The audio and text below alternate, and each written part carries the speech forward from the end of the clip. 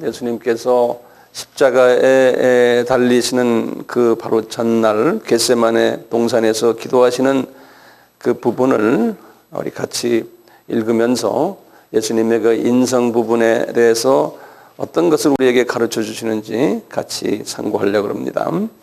마태복음 26장 36절부터 쭉 해서 46절까지입니다. 우리 같이 한번 읽어봅시다.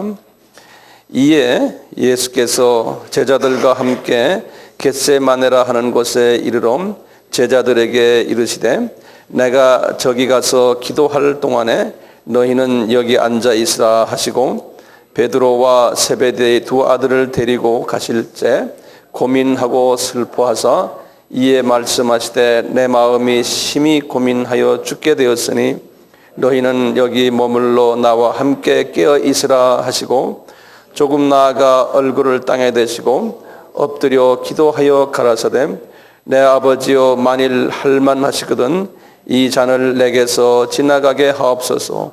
그러나 나의 원대로 마옵시고 아버지의 원대로 하옵소서 하시고 제자들에게 오사 그 자는 것을 보시고 베드로에게 말씀하시되 너희가 나와 함께 한 시 동안도 이렇게 깨어 있을 수 없더냐. 시험에 들지 않게 깨어 있어 기도하라. 마음에는 원이로되 육신이 약하도다 하시고 다시 두 번째 나아가 기도하여 가라사대 내 아버지여 만일 내가 마시지 않고는 이 잔이 내게서 지나갈 수 없거든 아버지의 원대로 되기를 원하나이다 하시고 다시 오사 보신즉 저희가 자니 이는 저희 눈이 피곤함이더라. 또 저희를 두시고 나아가 세 번째 동일한 말씀으로 기도하신 후 이에 제자들에게 오사 이르되 이제는 자고 쉬라. 보라 때가 가까웠으니 인자가 죄인의 손에 팔리우니라. 일어나라 함께 가자. 보라 나를 파는 자가 가까이 왔느니라. 아멘. 이 인성의 부분은요, 여러분들 예수님이 그냥 성육신화에서 이렇게 인간으로 오셨구나라는 단순한 이러한 논리가 아니고 이 인성 부분은 우리에게 많은 것을 시사해 주는 부분입니다. 그래서 오늘은 제가 제한된 시간 내에 예수님의 인성에 관한 부분을 심도 있게 다뤄보려고 합니다. 그동안 기독교의 그 신학자들이 과거 2000년 동안 신성 부분에 대해서는 논란을 많이 했어요. 논쟁도 하고 여기에 대해서 이단이다, 아니다라고 싸움도 많이 하고 그런데 상대적으로 예수님의 인성 부분에 대해서는 그만큼 논쟁은 심하게 하지 않았어요. 그렇다고 해서 그 인생 부분이 중요하지 않은 것이 아니 그만큼 신성 부분만큼 중요해요. 인성 부분이. 예수님의 그 신성을 이야기할 때 그분은 완전한 하나님이시다. 우리 지난 시간에 같이 했잖아요. 말씀을. 오늘도 마찬가지로 예수님은 완전한 인간이시다라는 거예요. Full humanity. 영어로는 그래요. Full humanity. 이 말은 인간이 가지고 있는 모든 속성을 다 가지고 계시고 완전 인간이라는 거예요.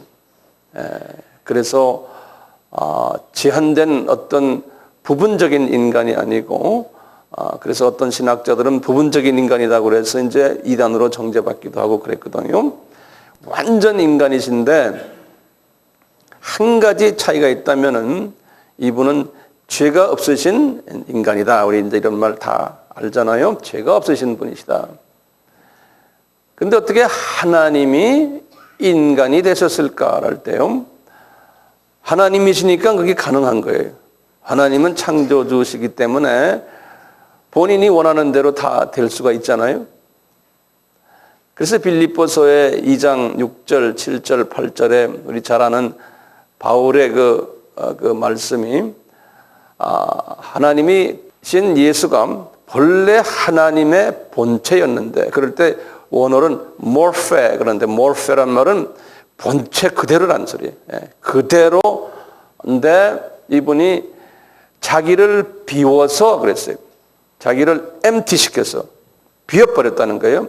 뭘 비웠냐면 신성을 완전히 비워버리시고 인간화 되었다는 거예요. 그래서 사람이 되었으니, 이렇게 할 때 되었다는 말을 원어를 보면 이래요. 그 내용을 보면 잠시, 영어로는 temporary, 임시 사람이 되었다 그래서 영원히 사람이 된 것이 아니고, 영어로는 becoming like human, 그래서 사람처럼 되었다. 이제 이렇게 말씀하시거든요. 이런 걸 전제로 해놓고요. 보면은 과거에 우리가 지지난번에도 그 역사 속에서 예수님이 사람이 아니다, 다시 말하면 인성을 부인했던 학설들이 많았잖아요. 거기에 대해서 내가 또 말씀을 다시 안 드리겠어요.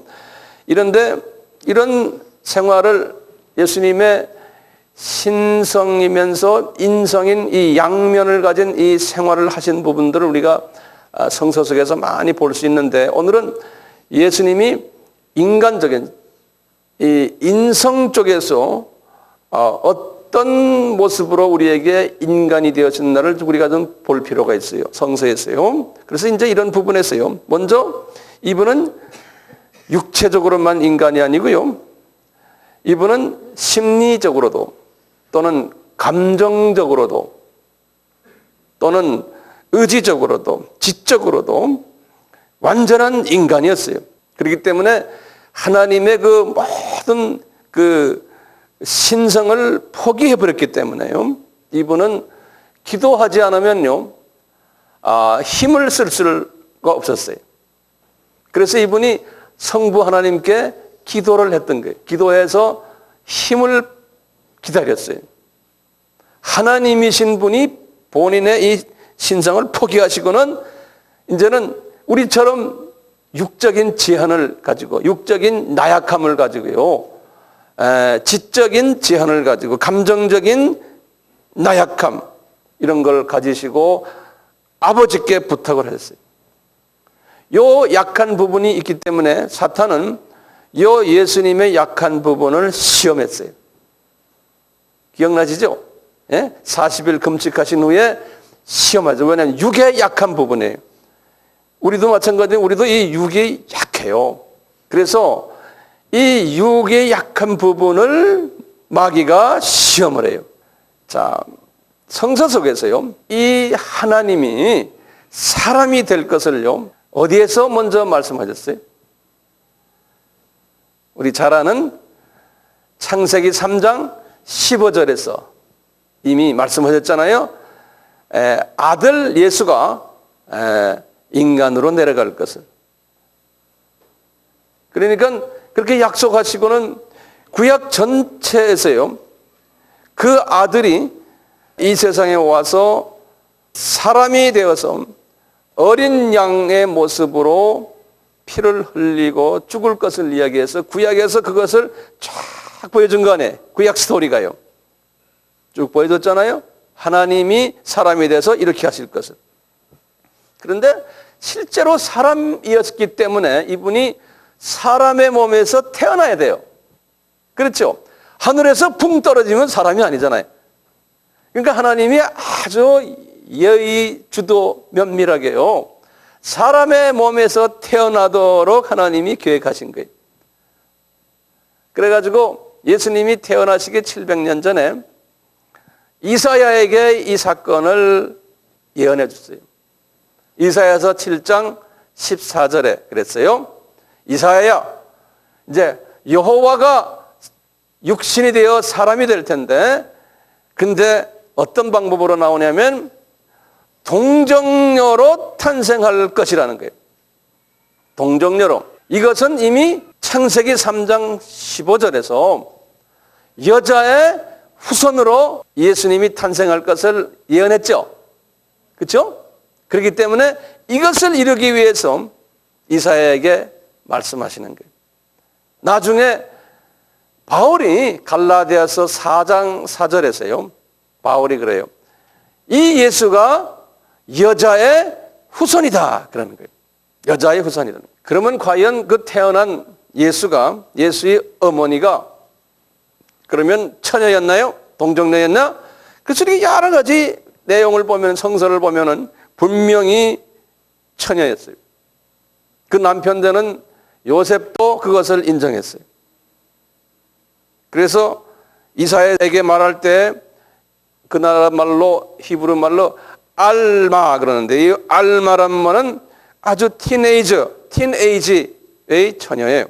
결혼하지 않은, 헬라 말로는 파르테노스라 그러는데요. 파르테노스. 라틴 말로는 우리가 처녀를 버진이라고 그러잖아요. 베르고, V-I-R-G-O 그래. 라틴 말로는. 이게 다 처녀란 소리거든요. 성서에 보면은 예수님께서 처녀의 어머니의 몸에서 태어난다는 것을 분명히 말씀하셨고 역사 속에서 그게 증거가 돼요. 자, 그런데 그것뿐입니까? 이분이 어디에서 태어날 것도요. 미가 선지자를 통해서 말씀했어요. 미가서 5장 2절에. 역사 속에서 인간으로 나오신다는 것을 아주 구체적으로 가르쳐줘요. 미가서 5장 2절에 베들레헴에서 태어난다는 거예요. 왜 베들레헴에서 태어나냐면요. 이분은 베들레헴에 자기가 사는 곳이 아니에요. 그 마리아가요. 마리아하고 요셉은 나사렛에서 사시는 분이거든요. 북쪽이에요. 우리 같으면 평양 정도 돼요. 베들레헴은 우리 같으면 대구 정도 돼요. 대구 정도. 예. 그런데 그 이유는 뭐냐면 베들레헴이 다윗 왕의 고향이에요. 베들레헴이. 예수님이 다윗 왕의 후손으로 나오실 것을 예언하셨거든요. 그것은 언제부터 했냐면 야곱이, 아브라함의 손자인 야곱이 유다에게 말하는 거예요. 유다야, 네 후손 중에서 예수 그리스도가 나올 것을 이야기를 했어요. 유다한테요. 그런데 유다의 후손이 다윗이에요. 그래서 예수님은 유다, 다윗 이런 라인으로 나오는 거예요. 다윗의 후손으로요. 왜냐하면 다윗은 왕이기 때문에요. 예수님이 왕 중의 왕이라는 것을 나타내기 위해서 그러는 거예요. 그러니까 철저하게 성육신하는 과정을 쫙 설명해 주세요. 근데 신기하게요. 예수님의 족보를 보면요. 이 예수님이 왕 중에 왕가의 아들이라는 것을 볼 수가 있어요. 양면에서 다 그래요. 어머니 쪽과 육신의 아버지는 아니지만 법적인 육신의 아버지 요셉의. 그래서 이 족보를 보면 성서에는요. 마태복음은 요셉이 다윗의 자손임을 마태복음 1장의 족보에서 쭉 말씀하세요. 요셉의 법적인 아들이 예수님 아니에요? 그러니까 예수님이 다윗의 아들이라는 것을 증거하기 위해서. 어떻게 하냐면은 이제 아브라함부터 쭉 시작을 해가지고 이제 다윗이 나오거든요. 다윗의 아들 중에 한 아들이 솔로몬이에요. 다윗의 아들이 19명이 있었거든요. 19명 중에서 솔로몬을 통해서 나오는 것이 요셉. 그래서 마태복음 1장의 족보는 요셉이 다윗의 자손이라는 걸 보여주는 거예요. 그리고는 누가복음 3장이에요. 23절부터 38절에 보면 요 마리아의 족보를 또 말씀하세요. 마리아. 근데 마리아는 같은 다윗의 후손인데 다윗의 아들 중에 19명 아들 중에서 나단이라는 아들이 있어요. 그 나단이라는 아들을 통해서 흘러나오는 것이 마리아의 아버지. 마리아의 아버지 이름이 누구냐면 엘리라고 그래요. 엘리. 근데 성서에는 엘리의 아들을 요셉이라 그랬어요. 그 당시에는 이 북의 사회이기 때문에 남편 이름을, 사위 이름을 쓴 것 뿐이지 엘리는 마리아의 아버지. 그래서 이렇게 보면은 족보를 봐도요.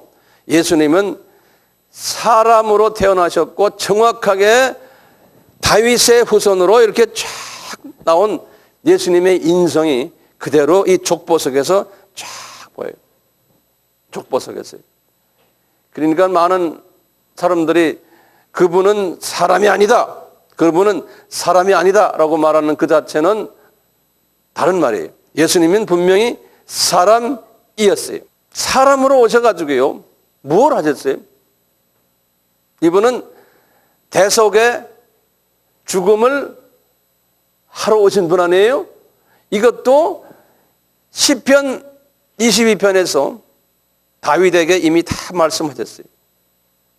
주전 1000년에, 그리고는 이사야에게 주전 700년에 이사야서 53장에 보면은 그 아기 예수가 성장하여 십자가에서 죽으실 것을 다 말씀하셨어요. 성서에서 보면요, 그 예수가 어디에서 죽을 것까지 다 얘기했어요. 어디에서 죽을 것까지. 어디에서 죽는다고 말한지 아세요? 아브라함에게 말했어요. 아브라함에게 이삭을 모리아 산에서 죽였잖아요. 완전히 죽이질 않았죠. 나중에 양으로서 대체했죠. 그 이삭이 나중에 바울에게 말씀하세요. 이삭을 죽이는 그 장면이 이삭이 그리스도였다는 거예요. 갈라디아서 3장 16절에 보면 그래놓고는 하시는 말씀이 예수님께서 나중에 십자가에서 죽으실 때 그 모리아 산에서 이제 죽으신 거예요. 미리 그러니까 예수님이 어디에서 죽으실 것을 이삭을 통해서 다 보여주신 거예요. 그것뿐입니까? 이분이 부활하실 것까지도 다 보여주셨어요. 구약에서 보시면 모리아 산에서 이분이 3일 만에 다시 살아났잖아요. 이삭이요. 그것도 예수님의 부활을 보여주시는 거거든요. 홍해를 가르는 사건도요, 주전 1500년이에요. 그것도 바울을 통해서 로마서 6장에 그러는 거예요. 홍해에 들어갔다가 나오는 것은 예수님의 부활 사건이라는 거예요. 예수님께서 그러죠. 나는 너희들에게 이 사인을 보여줄 텐데, 이 사인이 뭐냐? 요나의 표적밖에 내가 보여줄 거 없다 하면서 벌써 요나를 통해서 구약에서요, 예수님이 본인이 부활할 것까지 다 보여주시고, 그리고 나중에 베드로를 통해서 하시는 말씀이, 베드로야, 다윗에게 시편 16편을 줬는데 1000년 전에 거기 뭐냐? 내가 죽었다가 부활할 것을 이야기한 것이다 하면서 베드로가 그 말씀을 받아가지고 오순절 날에 설교를 하시는데 그 말씀하세요. 그러니까 모든 것을 보면 정확하게 예수님이 인간으로 오셔가지고 어떻게 할 것이고, 어디에서 태어나고, 이분이 어떻게 하시고, 무엇할 것이고, 부활까지 할 것이고, 이것을 다 계획을 쫙 짜신 거예요. 이것을 우리가 딱 알고 나면, 아하, 예수님은 완전한 인간이시면서 인간으로 오실 때 이렇게 하시겠다고 다 하셨구나라는 걸 우리가 볼 수가 있어요. 볼 수 있죠? 예수님께서요, 완전한 인간이 되셨기 때문에 이분은 육체적인 제한을 받았어요. 창조주께서요. 그래서요, 좀 적어보세요. 육체적인 제한을 받으신 부분들 보면 이분이 배고파 하셨어요. 마태복음 4장 2절에 40일 금식 후에. 또 두 번째는 이분이 목말라 했어요. 요한복음 19장 28절에. 또 피곤해 하셨어요. 여행하시면서. 요한복음 4장 6절에. 또는 이분이 겟세마네 동산에서 굉장히 실망하셨어요. 마태복음 26장 중에 오늘 읽은 본문 말씀에 보면 실망하셨어요. 또 육체적인 고통도 느끼셨어요. 십자가에 매달리시면서. 이런 모든 것을 보실 때요, 이분이 육체적인 부분에서 우리와 똑같은 거예요. 몇 가지 제가 좀 더 드릴게요. 심리적인 부분과 감정적인 부분을 봅시다. 과연 이분이 진짜 사람이었던가? 이분은 심리적으로요, 자기가 좋아하는 사람이 있으면 나 저 사람 사랑한다 그랬어요. 이제 요한복음 13장 23절에 자기가 제자들이 12명이 있었지만 그 중에 아주 사랑했던, 내 사랑하는 제자 하면 누구겠어요? 예? 요한이에요. 요한. 우리 예수님이 베드로보다도 누구보다도 요한을 사랑하셨어요. 그러니까 편애하신 거예요. 어떤 부분에서 보면. 그래서 나중에 예수님이 십자가에서 자기 육신의 어머니를 누구한테 부탁했어요? 요한에게 부탁했잖아요. 그러니까 요한은 그 말씀을 들고 요한이 에베소에 목회하러 갔을 때 그 마리아 어머니를 모시고 갔어요. 그래서 거기 마리아가 에베소에서 세상 떠났어요. 또 보면요, 여러 가지 제가 예를 들어드릴게요. 이분이 또 사랑했던 사람 또 하나 있어요. 사랑한다라고 아예 그냥 문자적으로 적어놓은 게 성서에 보면은 나사로예요. 나사로. 이분이 나사로가 시스터들 둘 있죠. 마리아와 마르다. 항상 이 집에 들르셔서 북쪽에 계시다가 예루살렘에 내려오실 때는 항상 나사로네 집에 들려서 밤 주무시고 식사 거기서 하시고 그랬어요. 베다니죠. 이분 집이요. 베다니. 요한복음 11장 3절에 보면 나사로를 사랑한다는 말씀이 나와요. 또 세 번째 보면 이분이 감정적인 부분에서요. 소외된 자들이나 또는 가난한 자들이나 아픈 사람들에게 이분이 그 동정을 베풀고 사랑을 베풀었어요. 우리와 똑같아요. 인간으로서요. 성서 말씀은 마태복음 9장 36절, 14장 14절, 15장 32절, 20장 34절 이런 부분이 예수님 생활에 있었어요. 또 보면요. 자기가 사랑했던 베드로가 3번 부인했을 때 예수님의 마음이 어땠어요? 슬퍼했다고 그랬어요. 번민했다고 그랬어요. 영어로는 he was troubled. trouble이란 말은 트러블 안에 우리 한국말도 트러블 생겼다고 그러잖아요. 마음의 번민, 그 고민이 있었어요. 마태복음 26장 37절에 보면요. 근데 예수님께서 말이죠. 이 지식 부분에서는, 영성 부분에서는 보통 인간보다는 좀 탁월했어요. 그러니까 베드로에게 네가 나를 3번 부인할 거라고 이미 아셨잖아요. 아시고 할 거라고 예언까지 하셨는데 실제로 부인을 하니까 이분이 지금 이런 고민이 생기신 거예요.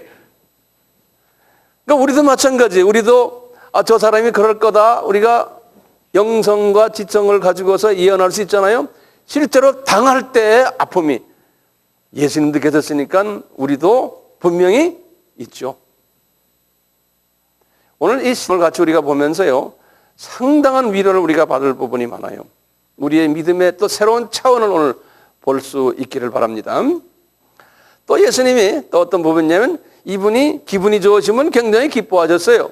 요한복음 15장 11절, 17장 13절, 히브리서 12장 2절, 또 어떤 때는요. 사람들이 마음이 완악한 것을 보시고는 화를 막 냈어요. 영어로는 angry.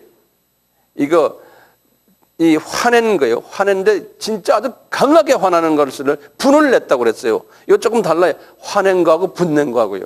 이렇게 성서에는 구분이 되는데요. angry. 처음엔 화내시는 부분이 있어요. 그걸 영어로는 angry. 또는 막 그것 때문에 슬퍼하신다고 그러는데요. 슬퍼하신다는 영어를 grieving이라고 그러는데요. 한국 번역들이 좀 그런 부분, 오늘 본문도 이제 그거 나중에 말씀드리겠는데요. 이런 부분에서 화도 내시고 어떤 때는 그냥 막 분을 내셨어요. 영어로는 indignant라고 그래요. 이 단어가 달라요. angry하고 indignant란 말하고요.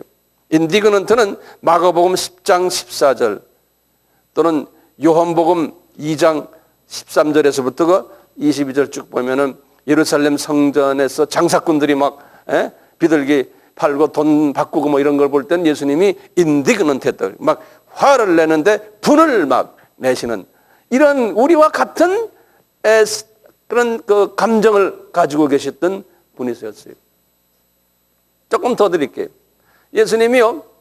나사로가 이제 죽었잖아요. 자기 사랑하는 자가 죽었을 때 어떻게 했어요? 이분이 막 슬퍼하고 막 눈물을 쭉쭉쭉 흘리셨어요.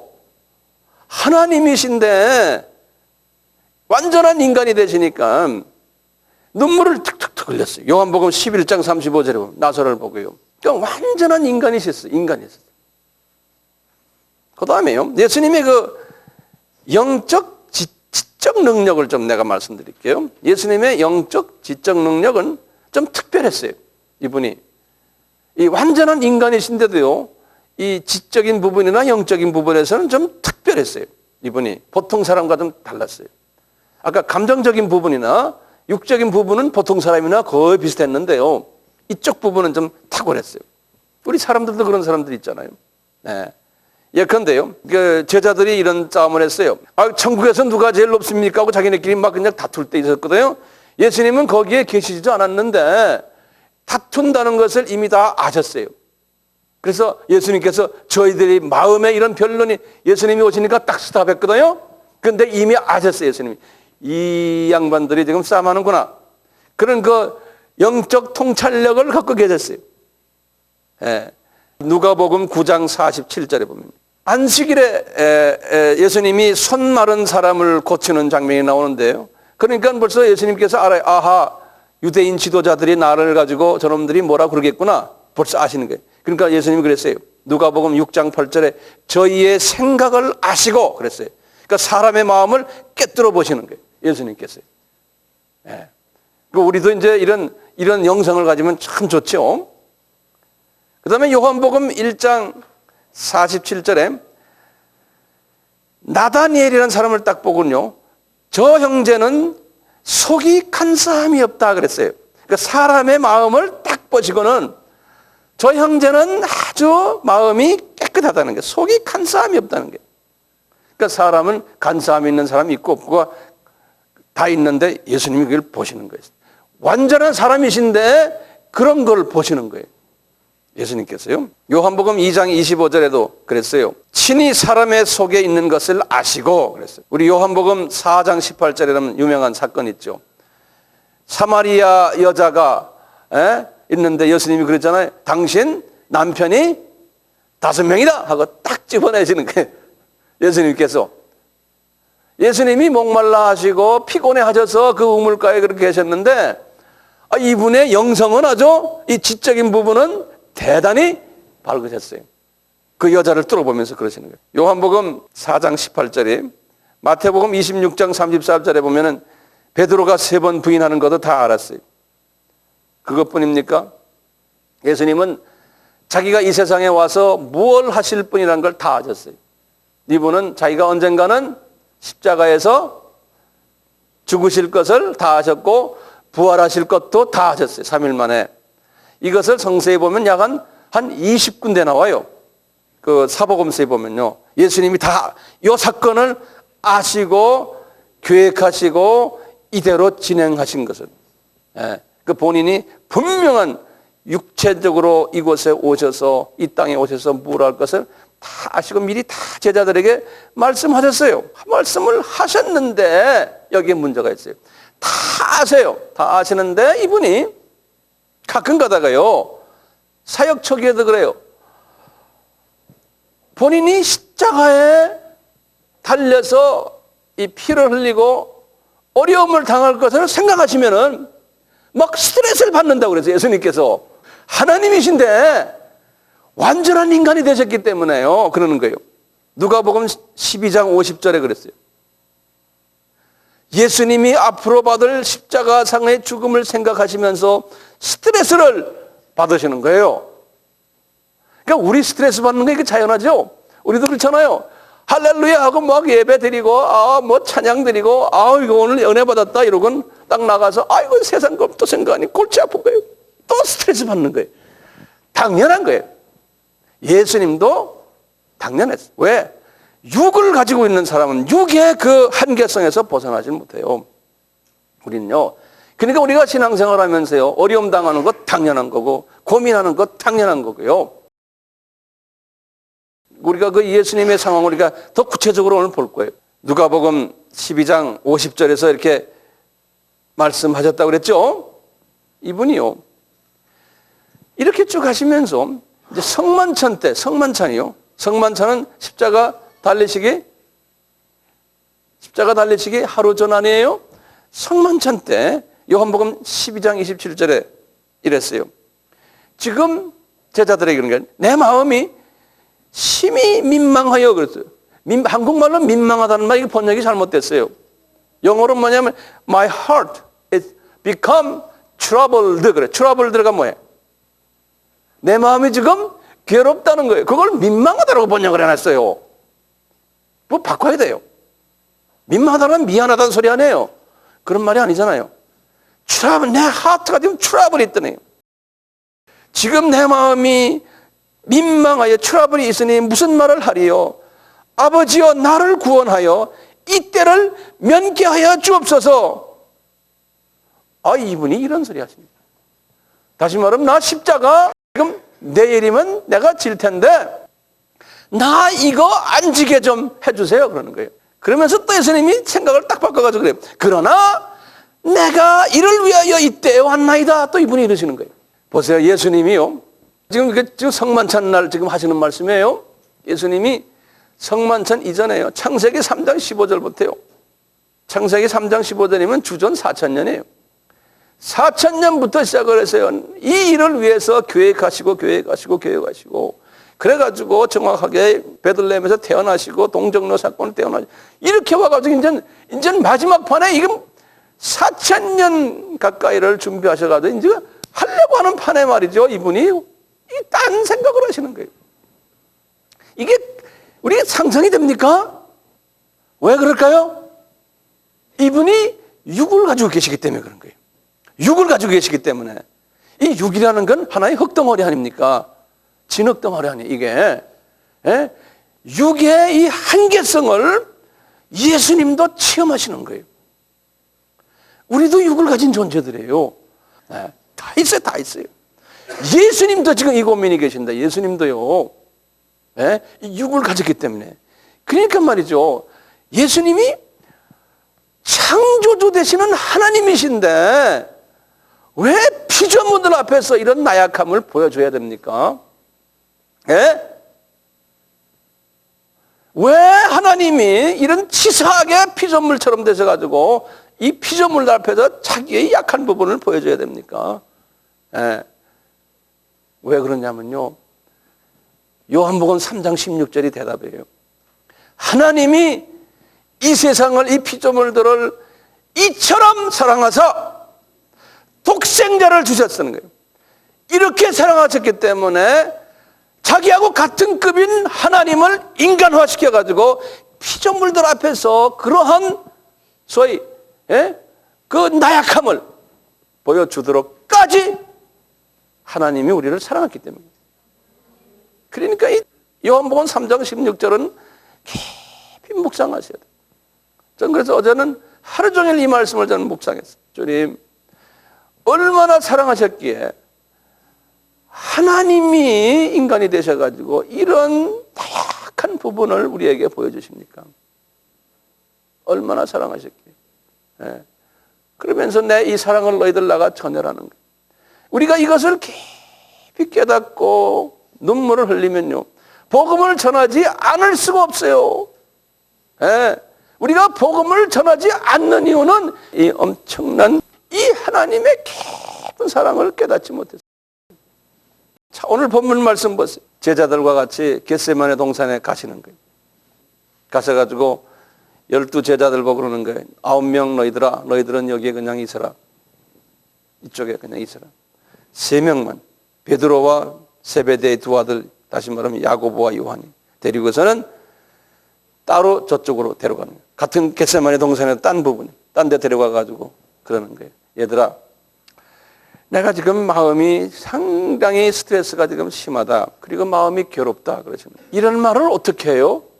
분명히 예수님이 이 제자들에게 약간 20번 정도요.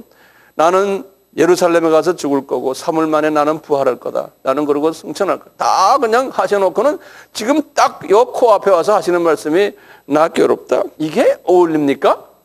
지금요? 내가 이렇게 괴로우니 나 지금 죽게 되었다는 거예요. 38절에 보면요. 나 지금 죽게 되었다.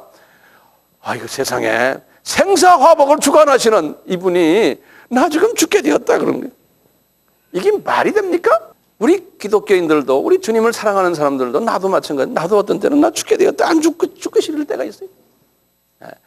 똑같아요. 예수님의 이 말씀을 보면서 내가 위로받는 거야. 우리 인간이 이렇구나. 내가 죽게 되었으니 너희들 여기 머물러 있으라. 나 저쪽 가서 좀 기도 좀 하고 올래. 저쪽 가서. 왜 기도합니까? 기도 내용 아까 보셨죠? 기도 내용이 뭐예요? 아버지, 나 이 잔 좀 찌지 않게 해주세요. 이분이 어떤 잔인 것을 아세요. 예수님이 보세요. 앞을 보세요.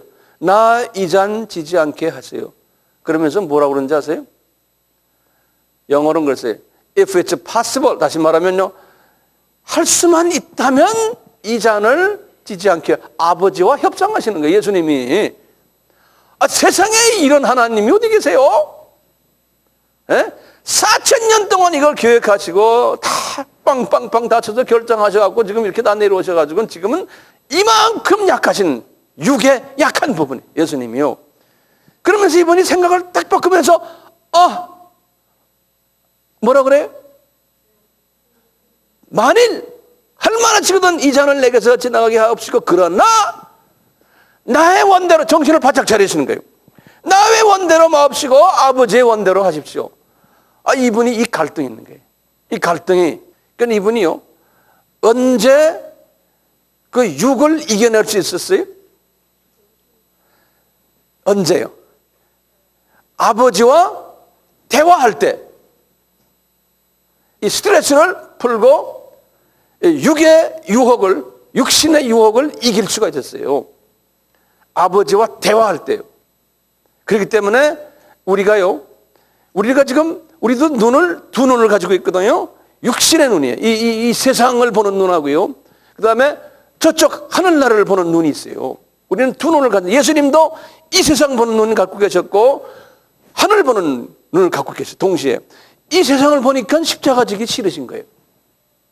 그러다가 저분과 대화를 하면서 눈꺼풀이 위로 올라가니까 아이고 그럼 지겠습니다 이렇게 되는 거예요. 그래서 기도가 필요한 거예요. 기도는 그러니까 뭐 하기 위해서 합니까? 기도는 목적이 눈꺼풀을 위로 올려기 위해서 기도를 하라는 거예요. 내가 이 세상에 있는 건 잘 되기 위해서 기도하는 건 지엽적이고 베이비 어린아이 기도예요. 어린아이 기도. 예. 어린아이 기도예요. 그거는 이 눈꺼풀을 위로 올려놓으면 웬만한 건 다 해결돼. 이 밑에 건요. 예. 기도의 목적은 하나님의 뜻을 깨닫고 그 뜻에 대해서 확인하고 결단하고 그 뜻을 감사하게 생각하는 것이 기도의 목적이에요. 여기 마태복음에는 안 나오지만요. 누가복음에는 예수님께서요. 누가복음 22장 43절에는 딱 그랬어요. 뭐냐면 이분이 이렇게 내 뜻대로 하지 마옵시고 아버지의 원대로 하시옵소서 그래놓군요. 누가복음 22장 43절에 그랬어요.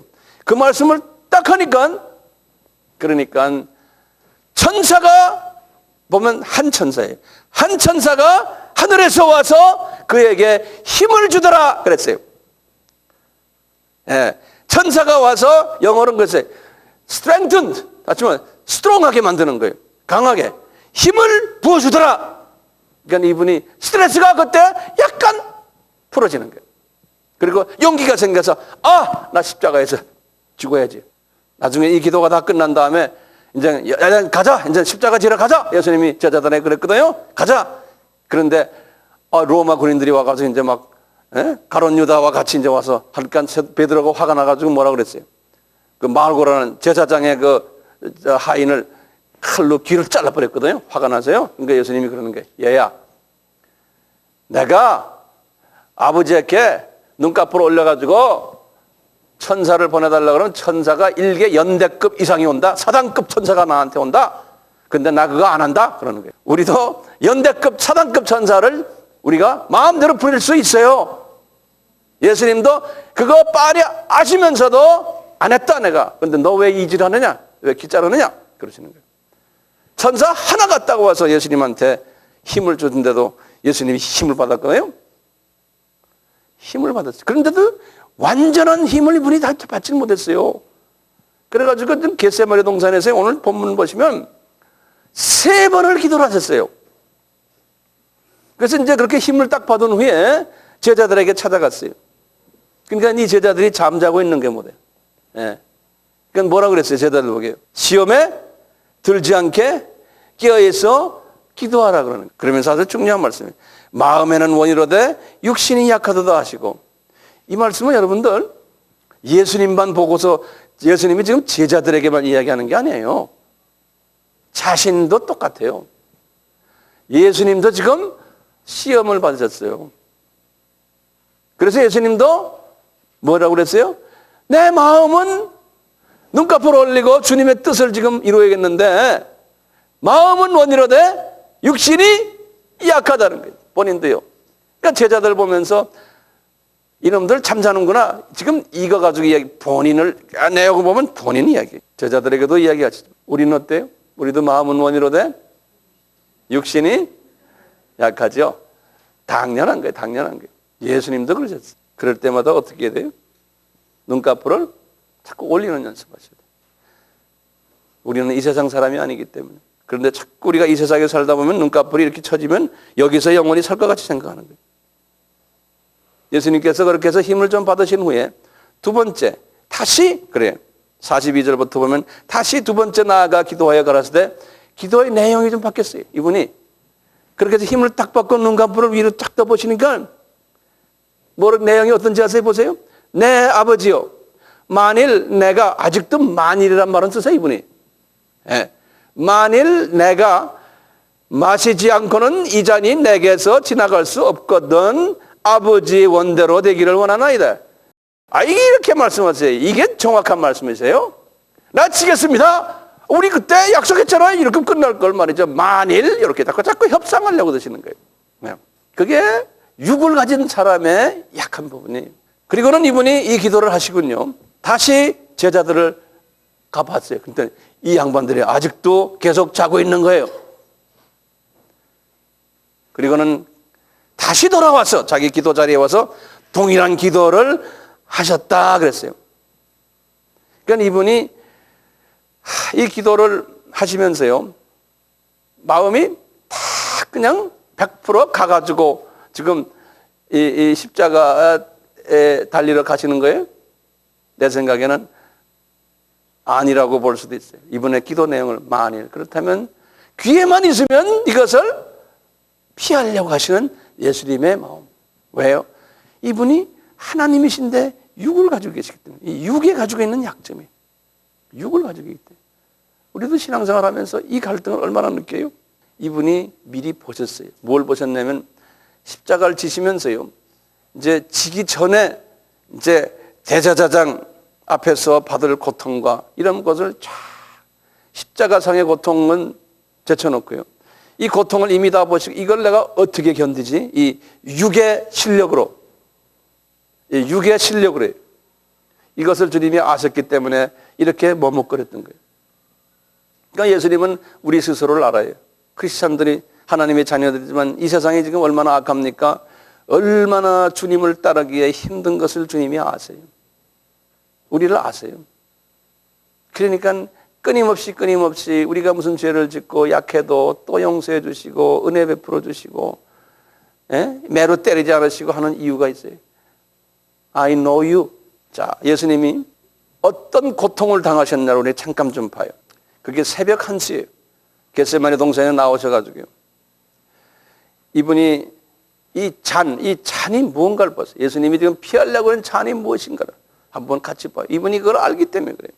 우리 크리스찬들도 똑같이 이 잔을, 큰 잔, 작은 잔 우리가 겪으면서 지금 살고 있어요. 첫째, 이분이 끌려가지고 대제사장 가야바에게 갔어요. 그러니까 가야바가 이분을 인격적인 모독을 하는 거예요. 창조주가 피조물한테서 모욕을 당하신, 이걸 주님이 다 아셨기 때문에 이걸 어떻게 견디지? 주님의 갈등이, 육신적인 측면에서의 갈등이에요. 마태복음 26장 57절에서 68절을 보시면 나와요. 제가 내용을 잠깐 보여드릴게요. 이러는 거예요. 가야바가는 네가 하나님의 아들 그리스도냐? 참나마도다. 어떻게 네가 신성 모독을 하느냐? 넌 사형감이다. 예수님이 지금 가만히 계세요. 그리고는 이 대제사장이 예수님 앞에 침을 탁 뱉어요. 주먹으로 탁 치고 손바닥으로 얼굴을 때리고, 네가 그리스도냐? 우리에게 선지자였으면 지금 네가 그런 선지자 지역에서 내가 누구냐? 난 누구냐? 자꾸 이렇게 하는 장면이 나와요. 예수님이 그걸 다 아셨어요. 이걸 참질 못하시는 거예요. 인간의 측면에서 육을 가진 예수님께서요, 이걸 어떻게 참지? 이 모욕을, 이것을 주님이 당하시는 거예요. 왜 그런지 아세요?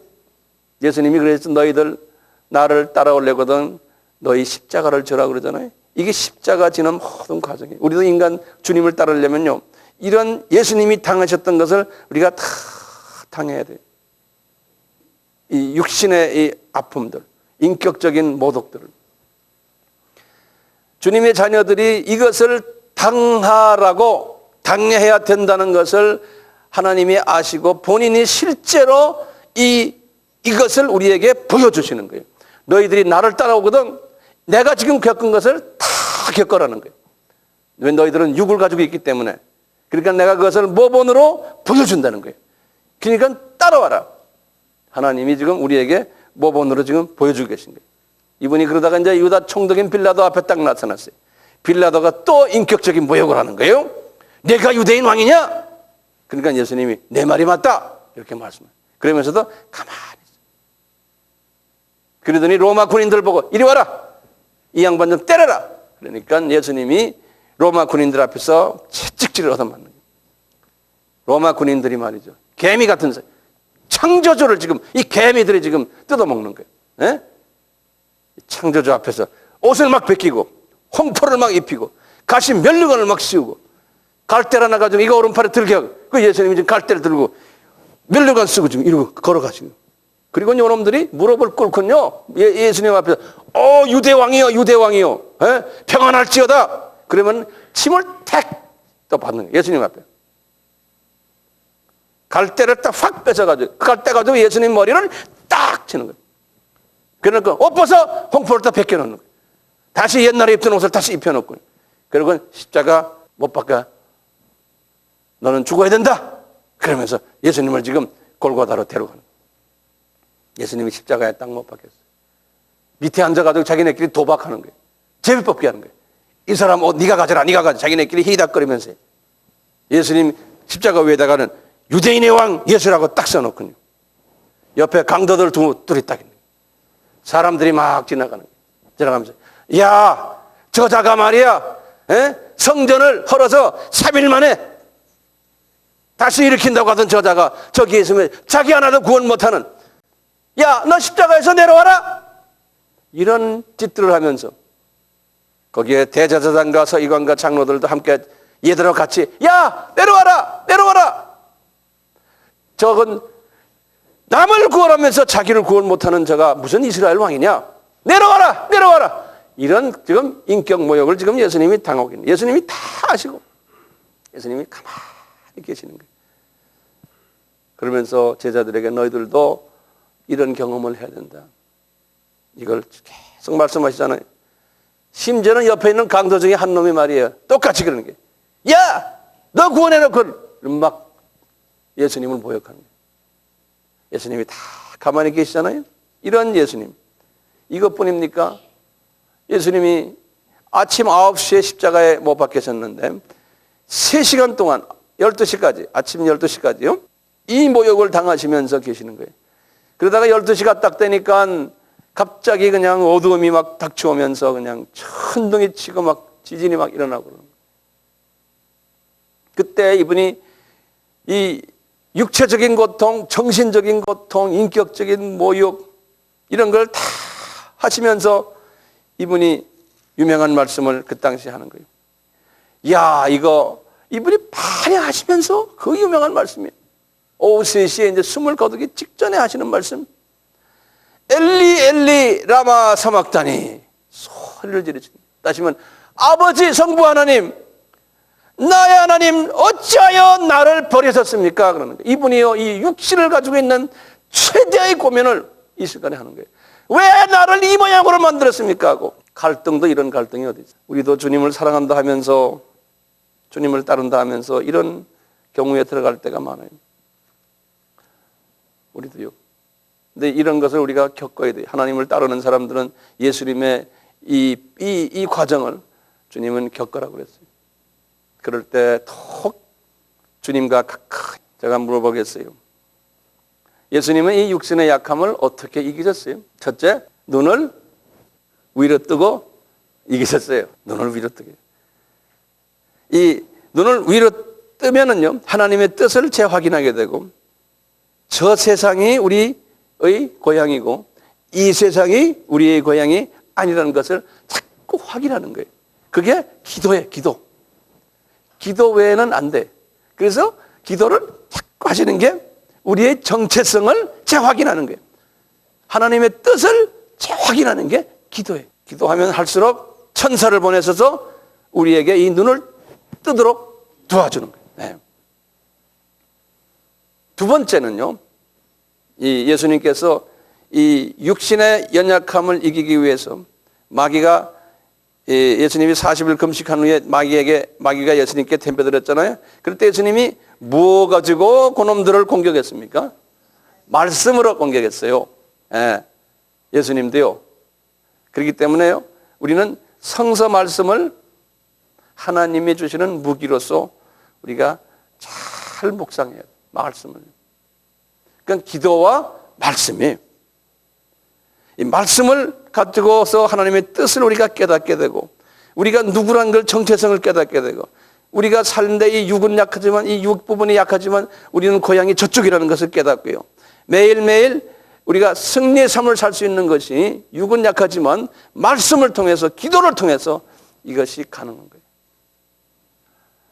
나같이 목사들도 이 문제가 있고요. 이 육에 약한 부분이 있고, 선교사들도, 전도사들도, 장로, 권사, 집사, 다 우리는 육신이 약해요. 우리는 이 보이는 이 세상에 우리의 세상처럼 생각하고 자꾸 눈이 밑으로, 눈꺼풀이 밑으로 내려가거든요. 그래서 우리는 예수님, 이 인성된 예수님의 이 부분을 우리가 생각하면서요, 눈꺼풀을 올려야 되는데, 이것을 잘 올리는 사람이 정말 복 있는 사람이에요. 이거를 이겨라고 매주마다 여기에 나와서 우리가 주님을 섬기고 말씀을 듣고, 조금 올라가면 또 나가면 또 내려오고, 또 이게 크리스천 삶 아니에요. 전도하는 것도 그래서 하나님이 자기 아들인 독생자 예수가 성육신이 되면 육신화됐기 때문에 이런 위험도가 있다는 걸 아셨어요? 몰랐어요? 아셨죠?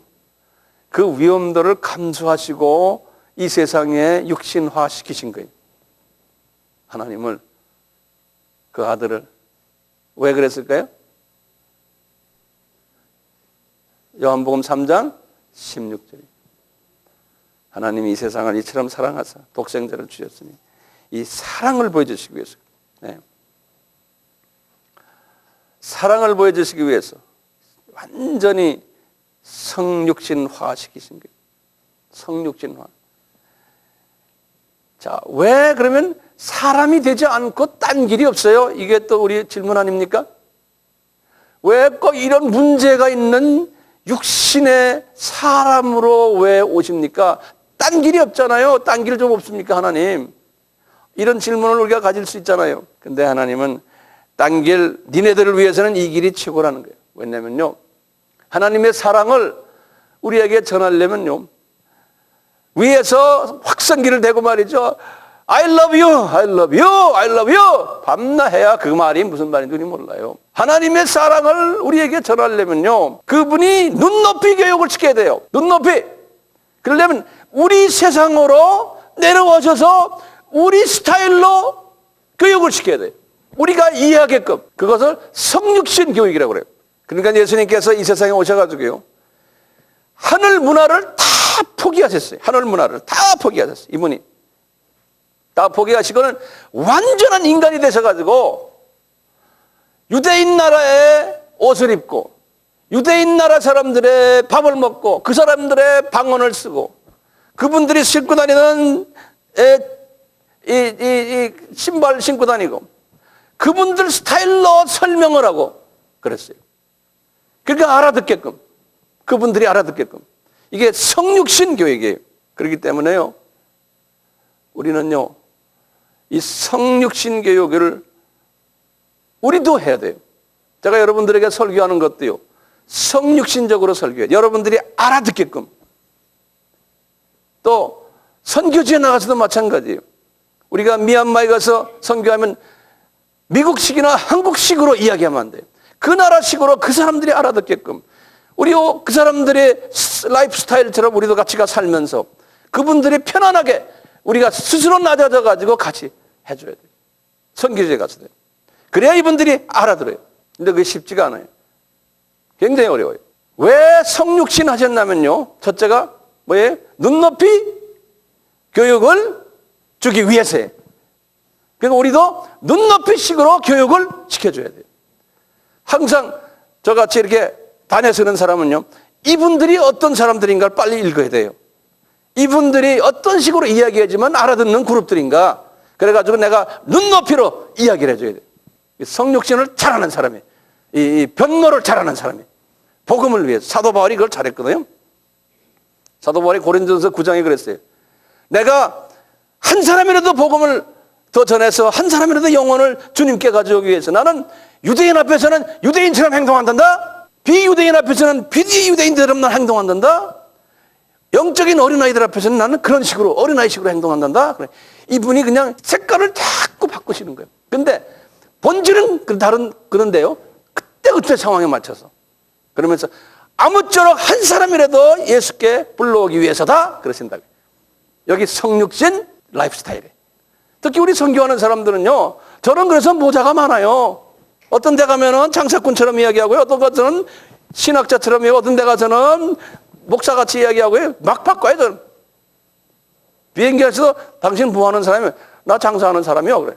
네. 사장님이요? 사장님이요. 막 바꿔요. 그때. 첫째 눈높이 교육이에요.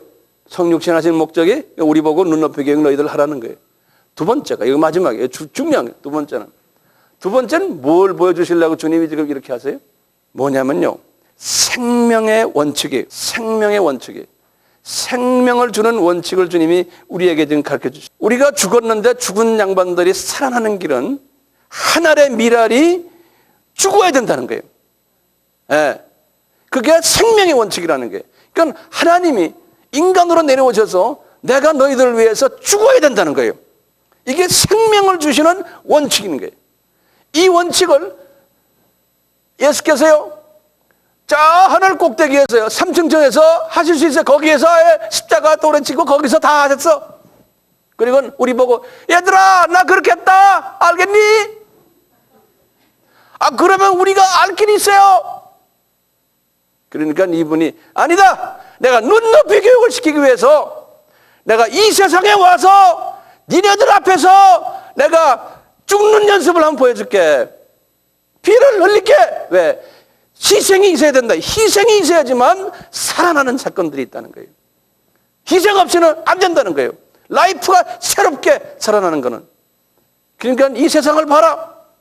조그만 미랄이 이 열매를 많이 맺으려면 거기에 단백질 부분이 죽어가지고 씨눈에다가 줘야 된다는 거예요. 그 씨눈이 자라나는 거예요. 남자 여자 정자 난자를 봐라. 정자가 난자 속에 들어가서 죽으니까 생명이 난다는 거예요. 보세요. 꽃, 동물, 사람 모든 하나님 만들어놓은 창조물에는 이 죽어야지만 살아나는 역사가 있는 거예요. 그러니까 예수님이 그런 거예요. 내가 죽어야지만 너희들 살아난다는 거예요. 그런데 내가 하늘에서 안 하고 눈높이로 내려와서 내가 해줄 거마. 그래서 하신 거예요. 그러니까 주님이 그러시는 거예요. 얘들아 너희들도 똑같이 십자가 지고 나처럼 살릴 일을 하려면 너희들도 죽어야 된다는 거예요. 그런데 크리스천 중에 죽는 사람은 전체 10% 될까 말까. 희생해야 된다는 거예요. 희생하면 그 희생 대가만큼 살아나는 일들이 일어난다는 거예요. 과거 2000년 동안의 기독교의 역사 속에서요, 그 소수의 희생하는 사람들을 통해서 복음이 이만큼 퍼진 거예요. 우리나라에도 선교사들이 희생을 하고 이 땅에 오신 거예요. 우리는 거기에 지금 혜택을 받는 사람들. 그럼 여기 앉아있는 여러분들은 어떻게 희생하세요? 조그만 희생도 희생이에요. 주차장에서 일하는 것도 희생이에요. 헌금 내는 것도 희생이에요. 모든 건 다 희생인데요. 우리는 다 희생을 하는데 남몰래 내가 이걸 함으로써 이 안에 있는 주님의 사람들이 살아나는, 소문 없이 이 희생의 삶을 살려면, 눈높이의 교육을 통해서 희생의 삶을 살려면 말씀과 기도에 눈을 잡고 눈꺼풀을 올리는 연습을 하시면 이것이 가능해요. 그래서 제가 아바 공부 열심히 하라고 합니다. 그 했다고 해서 하루아침에 문제가 해결되는 건 아니잖아요. 그렇지만 최소한 이 연습을 조금 희생하면서 내가 인정받기를 원하고 나의 어떤 꿈이 이루어지기를 원하고 나의 욕심이 있고 내가 강한 사람은 벌써 이 카테고리에서 떨어져 나가요. 이 내가 강한 사람은 이걸 열심히 하는데 보면은 내 주장이 강하고 내가 강하고 이웃이 살아나는 것보다 이 자기가 더 만족을 위해서 자기 비전, 자기 꿈 이렇게 하는 사람들은 결과가 뭐가 나오냐면 다툼이 있어요. 그 안에 분리가 생기고 혼란이 오고 그래요. 그래서 주님은 이웃 살리는 사람은 화평케 하는 자다. 화평케 하는 자는 복이 있나니 저들이 하나님의 아들이라 칭함으로. 그러니까 화평케 하는 일을 잘 하시면서 주님, 내가 이런 조그마한 일에 나는 한 코너에서 내가 살리는 일을 하겠습니다. 주여 내 물질도 내가 사람에게 보여주는 것이 아니고 그냥 살리는 일 때문에 제가 물질들, 시간들입니다. 내 탤런트들입니다. 이걸 계속 하시려면은 눈꺼풀을 자꾸 올리셔야 돼요.